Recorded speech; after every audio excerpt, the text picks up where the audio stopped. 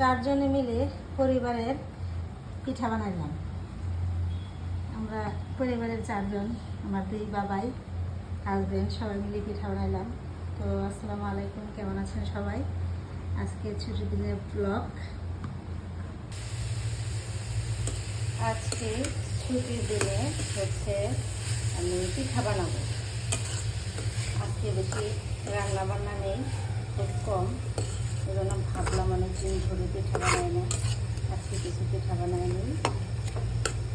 এখানে নারকেল আর গুড় জাল করতেছি, আর এই পাশটায় পানি দিছি কাই করার জন্য।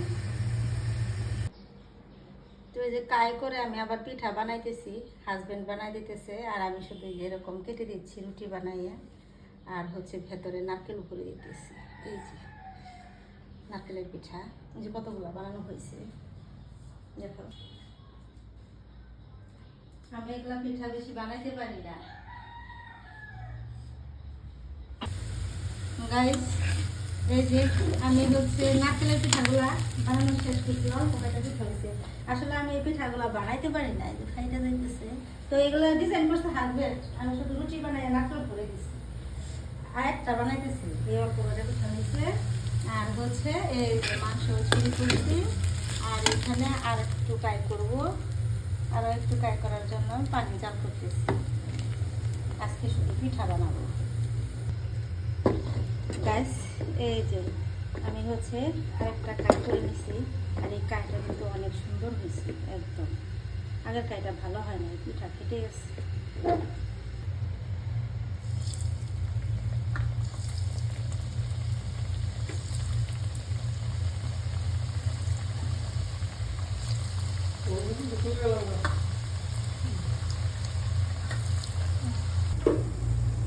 পিঠাগুলো আমার ছোটো বাবাই ভাজছে, তো এই যে এগুলাও ছোটো বাবাই এটা ভেজে নিছে। আর এই যে মাংস পিঠাগুলো ভাজতেছে, আর মাংস পিঠাগুলো বানাচ্ছি হচ্ছে আমি, রুটি বানাইতেছি, আবার মাংসও ভরতেছি, আর আমার বড় বাবাইটার সাথে সাথে ভরতেছি। আর ভাজার দায়িত্ব সব হচ্ছে আমার ছোটো বাবাইটা। পিঠাগুলো ভালোই হচ্ছে, অল্প কয়েকটা পিঠা হয়েছে গাইস। দেখেন এই যে আমার বড় বাবাইটা, আর আমি বানাইতেছি পিঠা। হাজবেন্ড তো নারকেলের পিঠাটা বানাই দিছে, এটা তো আপনাদের সঙ্গে শেয়ার করাই। নারকেলের পিঠা আর মাংস পিঠা আমাদের সবারই খুবই পছন্দের খাবার। পিঠা বানানো খুবই কষ্টের কাজ, আর পিঠা যখন বানাই আমার বাবাইদের বলতে তারা বানিয়ে দেয়, কারণ তাদেরও খুব পছন্দ। আমার ছোটো বাবাইটা ভাজতে ছিল, আমি আগের গুলো ওই তুলছে। আর ছোটো প্লেটে রাখছো কেন? বললাম যে বড় প্লেটে রাখো, সবগুলো তো ধরবো না।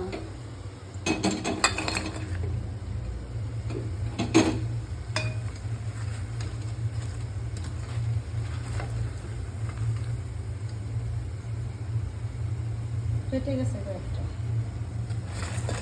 পিঠা বানানো খুব ঝামেলা। গায়ে একটু ডলা কম হলে আর ভাজতে একটু দেরি হলে পিঠা ফুটে যায়। এগুলাই শেষ পিঠা। তো আমার বাবাইটা দিয়ে দিচ্ছে, আর একটু তেল ঢেলে দিয়ে দিলাম আমি, আর আমার ছোট বাবাইটা পিঠাগুলা দিয়ে দিচ্ছে, দিয়ে এভাবে ভেজে নেবে।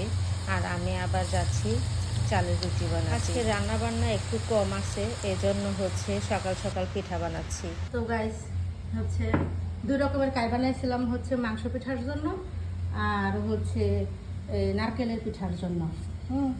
তো দুইটাই রয়ে গেছি, এই জন্য এখন কী করতেছি, রুটি বানাইতেছি।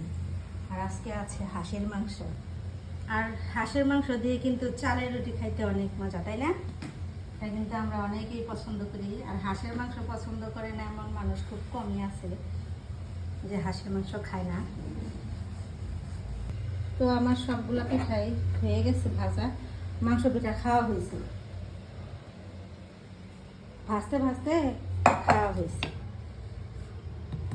আর এখানে এই যে ফ্রিজে যা যা ছিল সব বের করে রাখছি। তো গাইস আমি হচ্ছে পিঠাগুলা বানানোর পর রান্না তুলে দিয়েছি। আজকে হচ্ছে মাছ ভাজি, বললাম না যে আজকে বেশি রান্না নাই।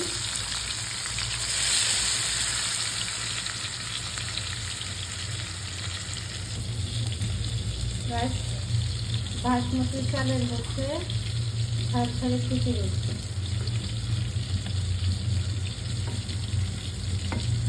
আজকে সহজ রান্না, অনেক পিঠা বানালাম, এই জন্য আজকে আর বেশি কিছু করলাম না। পিঠা বানাইতে অনেক সময় লাগে এবং আসলে কষ্টও, এই জন্য দেখা যায় যে আমার ছেলেদের নিয়ে হাজবেন্ডকে নিয়ে বানাই, ছেলেদের নিয়ে বেশি বানানো হয়। আমার খিচুড়ি রান্না হয়ে গেছে। আর এই যে এই পাশটায় হচ্ছে আমি মাছ ভাজিটা প্রায় হয়ে আসছে, এখন উল্টে দিব। সুন্দর হচ্ছে একটা বাচ্চার বাড়ি রেখে গেছে।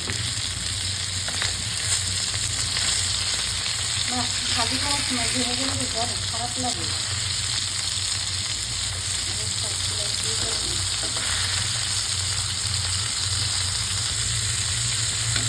আজকে আমার ভাজি করার সময় উল্টানো একটু কষ্টই হয়ে যায়। তো আলহামদুলিল্লাহ মাছগুলো আমি একটু ভালো নাই, এখানে রেখে দিয়েছিলাম, তো এই জন্য একটু খাচ্ছি। তাছাড়া কেটে দিচ্ছি বসে দিই এইভাবে, কোনো মশলা ঢুকে একটা পাঁচ সুন্দরভাবে কিন্তু ভাজা হয়ে গেছে। মাছ ভাজি হয়ে গেছে, রান্না দিতেছি। দুইটা মাছই সুন্দরভাবে ভাজা হয়েছে মাশাআল্লাহ। আর হচ্ছে এগুলোর কথা আমার মনেই ছিল না, কত শুক্রবার রান্না করছিলাম, একটু সবজি ছিল আর একটু রোস্ট ছিল, এগুলা বের করে গরম করে নিলাম। রান্না করা হাঁসের মাংসটা যেমন হচ্ছে পিস কেটে বের করে গরম করে নিয়েছি। আমার আলহামদুলিল্লাহ সব রান্না বান্না শেষ হয়ে গেছে, আর আমার বাবা এরাও জুম্মার নামাজ পড়ে চলে আসছে। এজন্যই বলছিলাম যে দুপুরে আমার রান্না খুব কম, শুধু খিচুড়ি আর মাছ ভাজি করলাম আর পিঠাগুলা বানাইলাম। আর হচ্ছে মাংসের তরকারি তো ছিল, ওটা আমি আপনাদের সঙ্গে শেয়ার করে নিয়েছি। আজকে ছুটির দিন ছিল, আজকে সবাই বাড়িতেও ছিল, এজন্য সকালেই পিঠাগুলা বানাই নিয়েছি। আর আমার বড় বাবা এটা রাতে পিঠা বানানো পছন্দ করে, কিন্তু রাতে আসলে হয়ে ওঠে না, কারণ আমার ছোট বাবা এটা টিচার আসে প্রতিদিনই। তো আজকে রান্না বান্না একটু কম বলে এজন্য ভাবলাম যে তাহলে সকাল সকালই বানায় নেই, তাই সকাল সকালই বানানো হয়েছে। কেমন লাগলো আমার ভিডিও কমেন্ট করে জানাবেন। আজকের মতো এখানে শেষ করছি, আল্লাহ হাফিজ।